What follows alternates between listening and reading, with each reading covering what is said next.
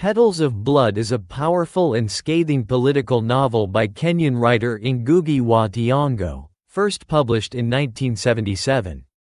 It marks a significant departure from his earlier, more character-driven works to a broader, more explicitly Marxist critique of post-colonial Kenya. Set in the fictional village of Ilmorog, the novel explores themes of neo-colonialism, capitalism, betrayal of the Mau Mau legacy, and the disillusionment with independence. Through a complex narrative structure, Ngũgĩ charts the journey of four central characters, Manira, Karega, Wanja, and Abdullah, as they confront the harsh realities of a society corrupted by greed, class inequality, and political repression.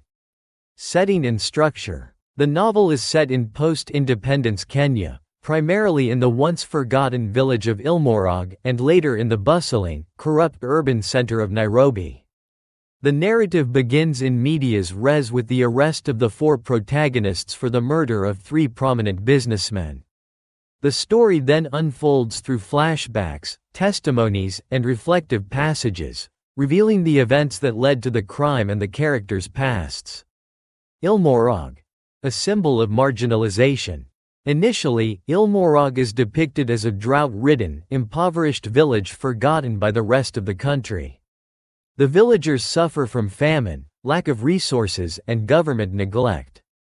When the crisis deepens, the village elders decide to send a delegation to Nairobi to petition the government for help. The four central characters, Manira, a schoolteacher, Karega, a political activist, Wanja, a barmaid with a tragic past, and Abdullah, a war veteran, volunteer to lead this journey. The trek to Nairobi is symbolic, echoing a pilgrimage and a desperate plea for justice. Despite their determination, they are met with bureaucratic indifference and manipulation. The journey yields temporary relief, but also attracts attention to Ilmorog, ultimately changing it forever. Transformation and betrayal. Following their visit, Ilmorog undergoes rapid transformation. Foreign investors and politicians descend upon it, bringing development, roads, and businesses. But this development is exploitative. Traditional communal lands are seized. Wealth is concentrated in the hands of a few, and the villagers are reduced to cheap laborers or displaced entirely. Wanja opens a successful bar and hotel, but is eventually drawn into prostitution as the economic pressures and moral compromises of capitalism mount. Karega joins a workers' union and becomes more radicalized. Manira grows increasingly bitter and jealous of the others, especially Wanja's independence and Karega's influence. Eventually, three key businessmen, Kamaria, Kui, and Mizigo, emerge as embodiments of corruption, having ties to colonial collaborators, exploitative enterprises, and betrayal of the liberation struggle. Wanja seduces them under false pretenses, seeking revenge for past abuses, especially by Kamaria, who raped her in her youth. The novel ends with their mysterious murder and the arrest of the four protagonists, leaving the reader to ponder the real nature of justice and revolution. Character analysis. 1. Manira, a teacher who flees from a privileged Christian background and settles in Ilmorog seeking redemption or escape. He is a complex character, deeply insecure, jealous, and eventually morally compromised. His ambiguous motivations and fear of revolutionary change reflect the hypocrisy of the bourgeoisie in post-independence Kenya. Manira's spiritual and political confusion symbolizes the crisis of the educated African elite who failed to challenge injustice meaningfully.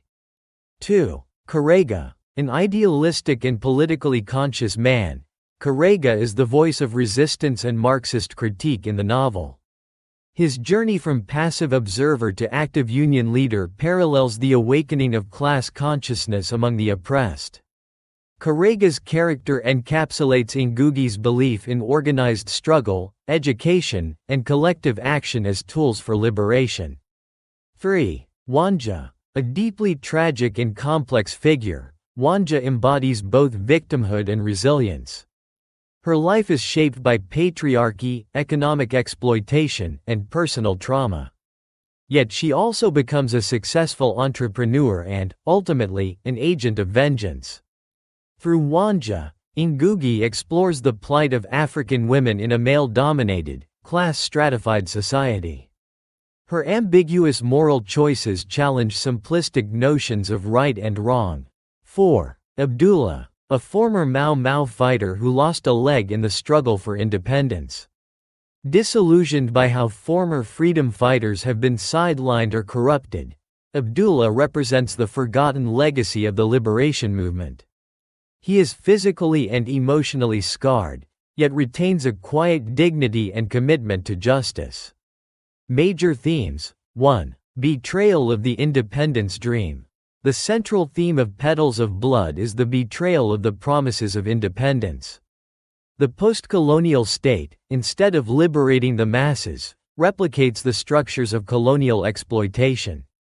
The new ruling elite are portrayed as self-serving, often collaborating with foreign capitalists at the expense of ordinary Kenyans. This betrayal is personified in the characters of Kamaria, Kui, and Mizigo, all of whom profited from colonialism and now dominate the economy. 2. Capitalism and class struggle. Ngũgĩ presents capitalism as a destructive force that leads to inequality, moral decay, and exploitation. The transformation of Ilmorog into a capitalist hub results not in prosperity for all, but in the alienation and impoverishment of the majority. The novel advocates for class struggle and organized resistance, symbolized by Karega's union activism and the radicalization of the villagers. 3. Gender and sexual exploitation. Women in Petals of Blood are often doubly oppressed, by the capitalist system and by patriarchal norms.